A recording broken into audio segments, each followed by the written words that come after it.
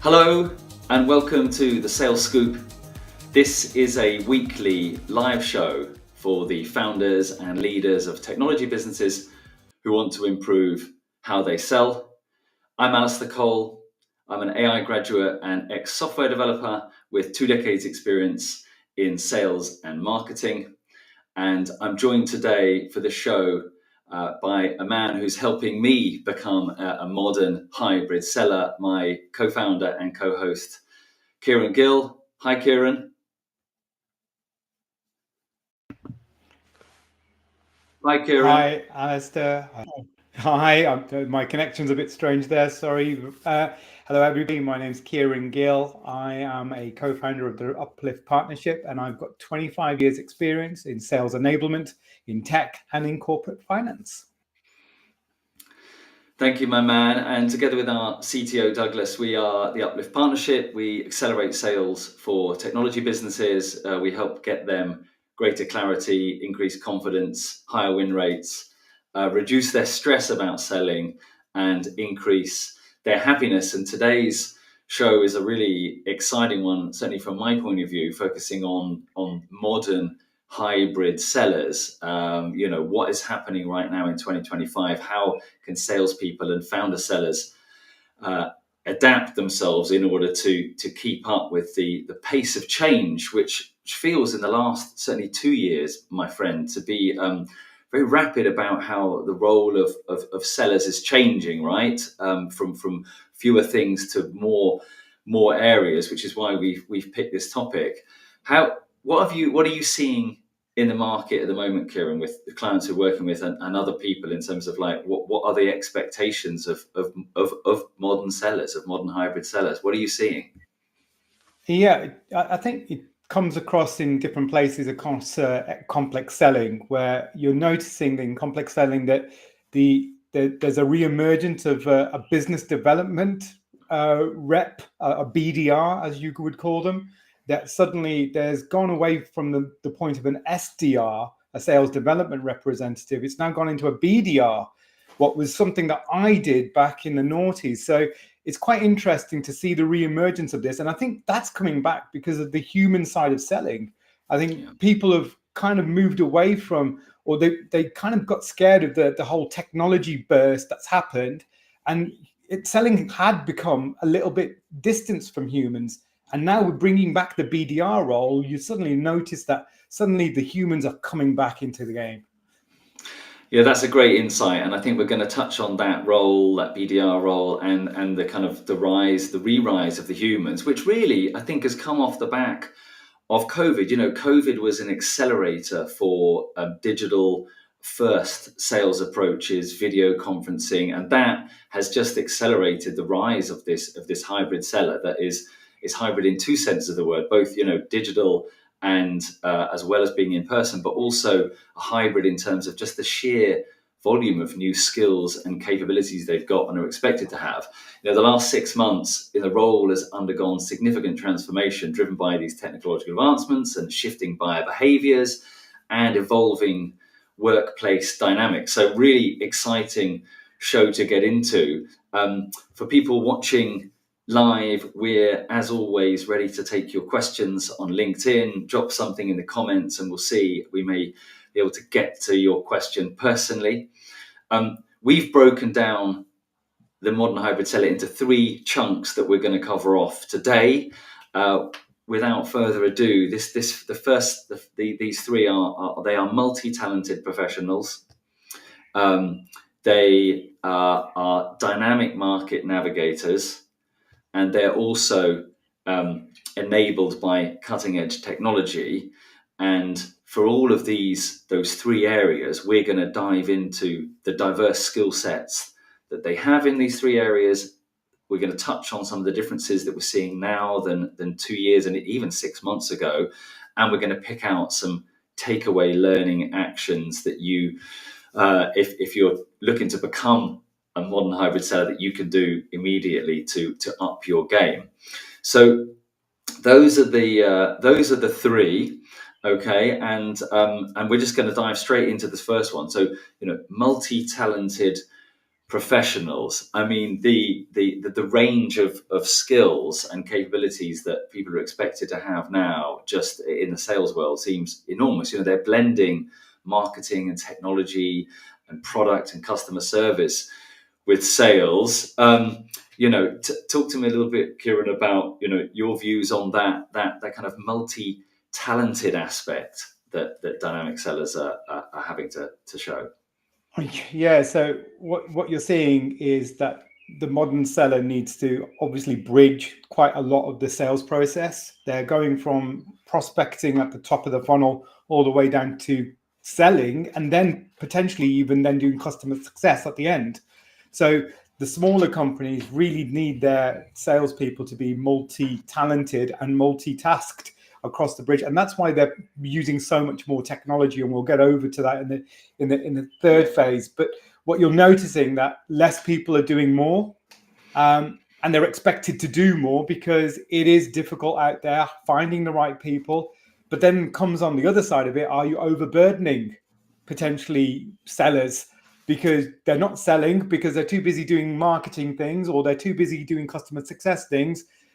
You've got to be careful. There's a balance here, to be fair, but that's what the expectation is nowadays of the modern seller. Yeah, totally. And I think that there is that balance. You know, there are stories out there, and we hear examples of role specialization where some organizations are kind of restructuring with more specialized roles, right? Really super specialized, and we'll come on to the BDR on that. But I think across the board, it is about, you know, doing more with less, like you say, and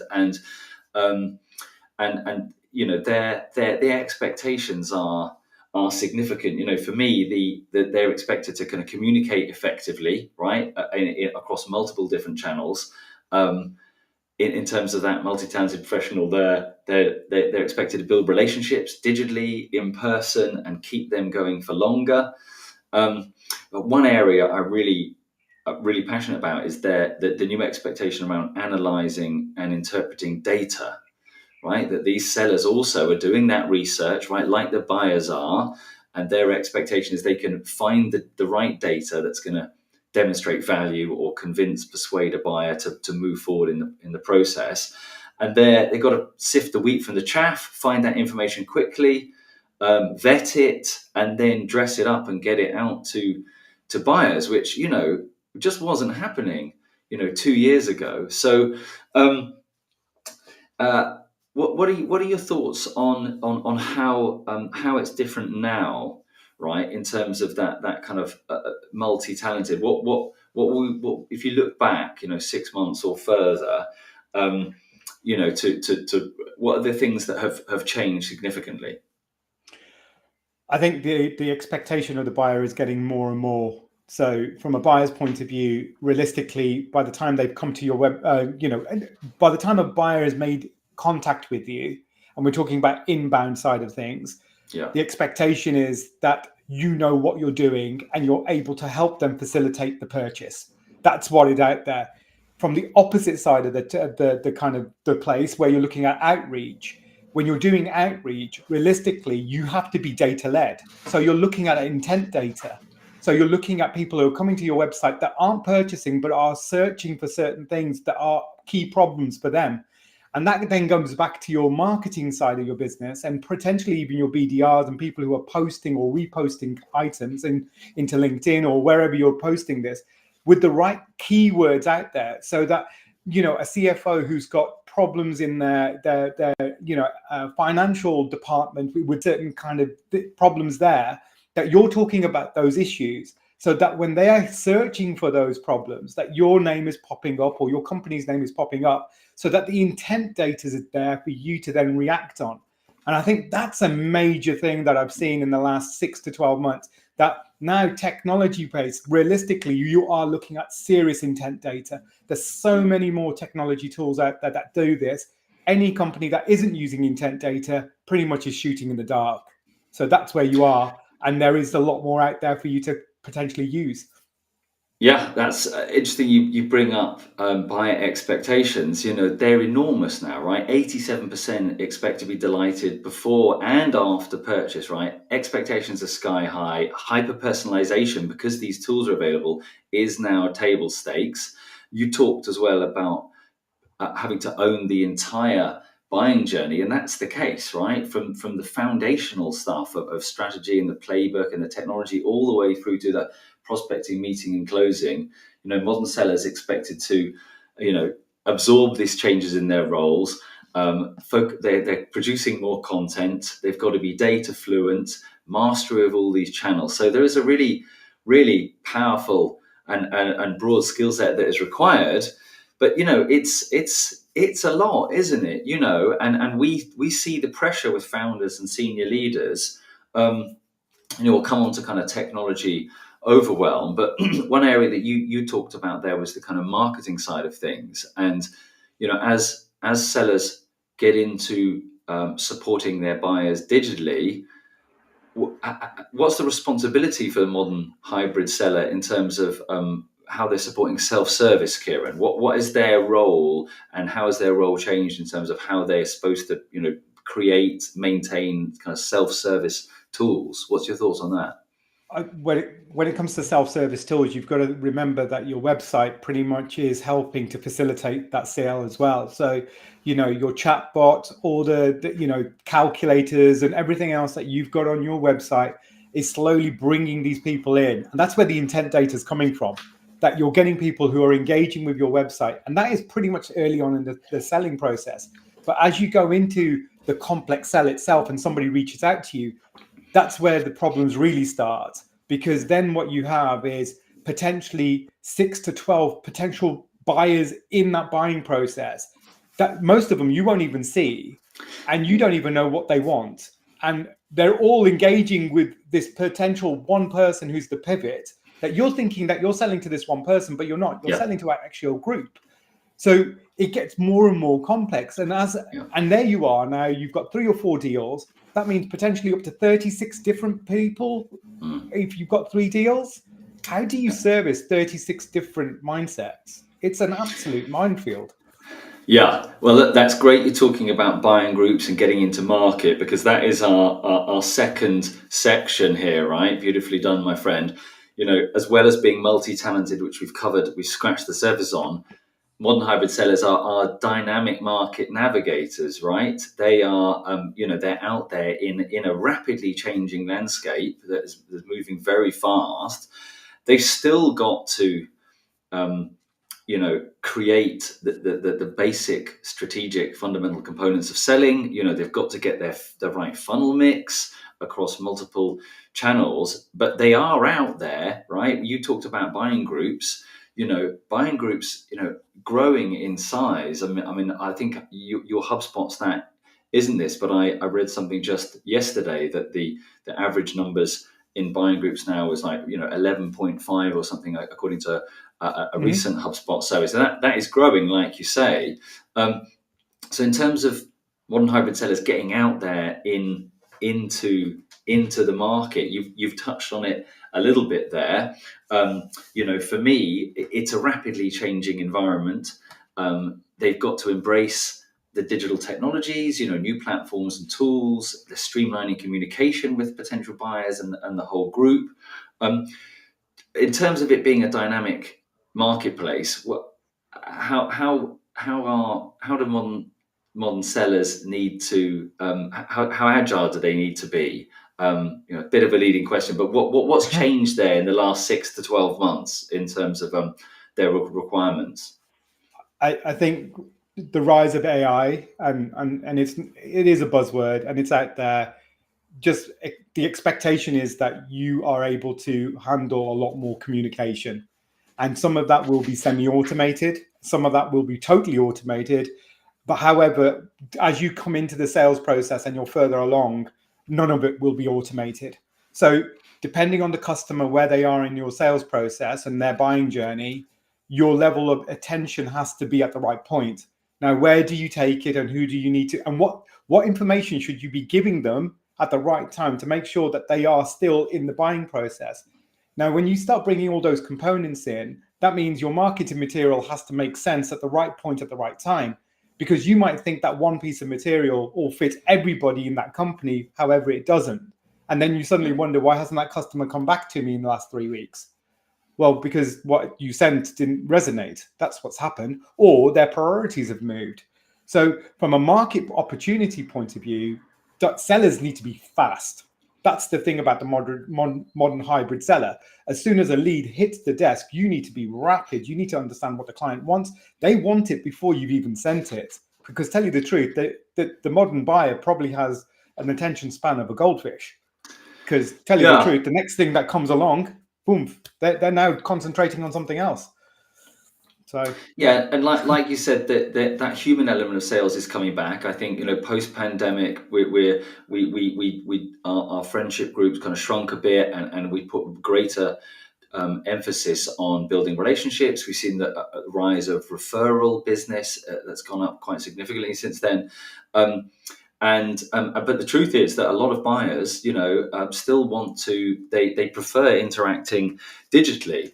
I think 96%, according to HubSpot, prefer a digital interaction to start with, and 71% prefer kind of independent research. So, adapting in that area is really important. So they're having to pivot strategically very quickly. I think that's so true what you just said. Like, expectation is that the minute something lands, the minute there is movement in the deal, good sellers are actioning that right away, right? The competition is so high, you haven't got time to wait, right? You've just got to crack on, and you've got to do it across all these different channels, which is, it sounds ridiculous, right? When we couch it like that. But you're right to talk about AI. A HubSpot study recently Salesforce suggested that a lot of companies had seen an increase of 10 to 30% of productivity as a result of AI. We're going to come on to the kind of technology tools in a bit,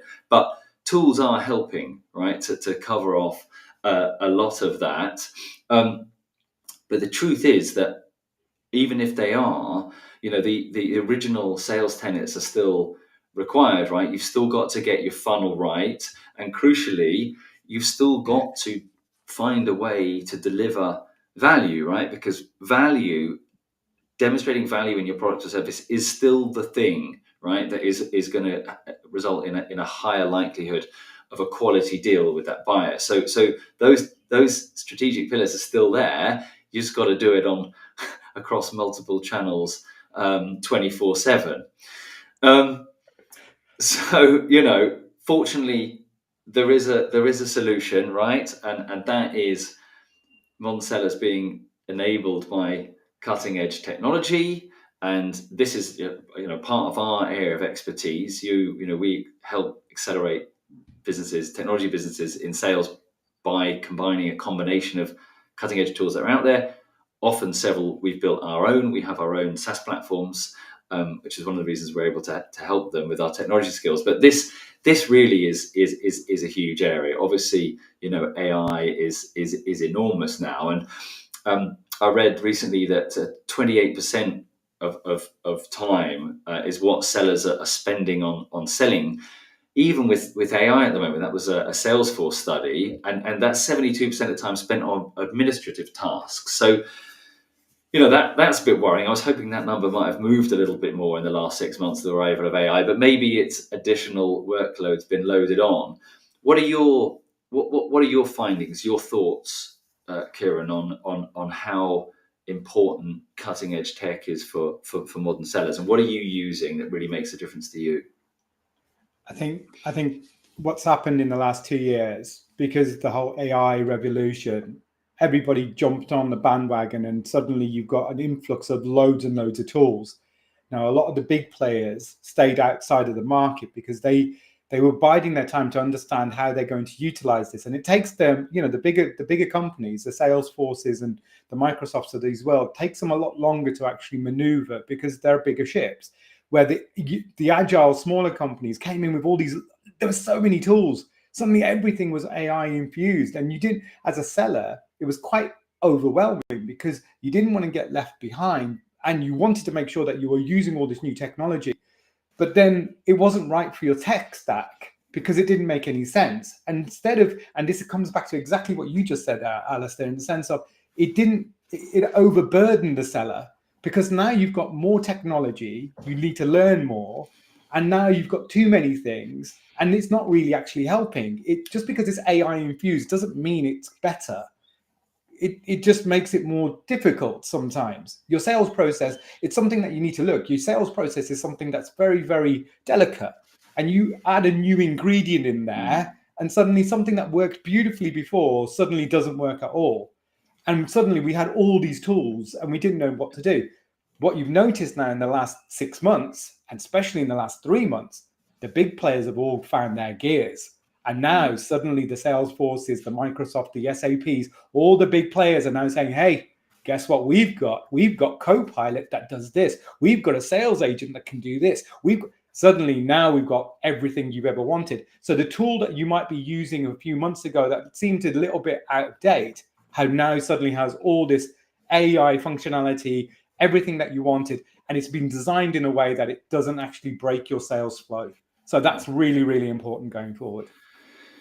Yeah, I think that's a great shout. We've seen for, over the last 2 years that those sellers being overwhelmed, right? Too many tools, they're 43% less likely to hit their quota because they've been forced to use X, Y, and Z, right? So that is a genuine concern. And it's interesting that those two areas, the small players you talked about, the big players, we're also investing our time and helping our clients by building personalized assistants for them, AI-powered assistants bespoke to their business, all in service of trying to take advantage of the huge gains that are out there. It's just Gartner's estimate last year that there's 27% extra bandwidth available, which is a day and a chunk, which is a fairly interesting amount of time that you could win back. But I think it's not just about the time saving. It's almost like you're getting a chunk of time back, and the quality, the personalization, if you're using the right tools in the right way, the quality of that outreach, that value affirmation is high as well. And we have a framework for AI use with sales, and we break it down into kind of everyday utility tools, which are better oil in your regular engine for all your actions, a power player that is a specialist, and then a kind of strategic partner that you can use AI for. But it isn't just about AI, is it, my friend? There are other important kind of non-AI tools out there that we're using, and are there any? What are your favourites at the moment? What cutting edge digital tools are you enjoying? So non-cutting edge tools, I still like a piece of paper and a pen. I honestly think there's something you can sketch something out. A deal sometimes needs to be sketched out, and it makes it feel a little bit different when you're doing it from that side of things. When you're looking from a technology point of view, I think I've already touched on this. Buyer intent is really, really important. And I think if you're not using buyer intent now in your sales process, you're probably a step behind everyone else, because that really does give you a chance of catching up. And then if you're looking through your sales process, think about where you are going to be using it. So if you are going to be using emails or outreach, make sure that the flow actually works and that you have your follow-up and your whole campaign built in a way that there's a process involved here. What are you actually trying to play to? So, try to be dynamic. Don't try to throw everything in there and thinking, oh, just because it's the new tool on the block, we need to try this out. Really take time, take stock, have an understanding of what your sales process, what you're trying to achieve, and then bring it in slowly but surely, and to make sure that you get the right results that you want.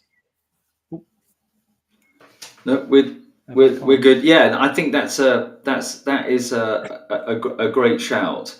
That intent data, right, and is really important. It's really important that sellers are able to crunch the data, go out to market, analyze and interpret it. Intent data absolutely critical, but they're also using data to monitor customer behaviors almost in real time, fine-tuning strategies in real time. So, as well as crunching data fast and furiously, there is a real kind of mindset shift to changing on the fly quicker, right? Updating strategies quicker, changing your approach quicker, changing the mix in the funnel and your communication channel. So it's very, kind of 24/7, real time, live, hands-on sales, practices that we're seeing, which does feel a little bit scary, and sometimes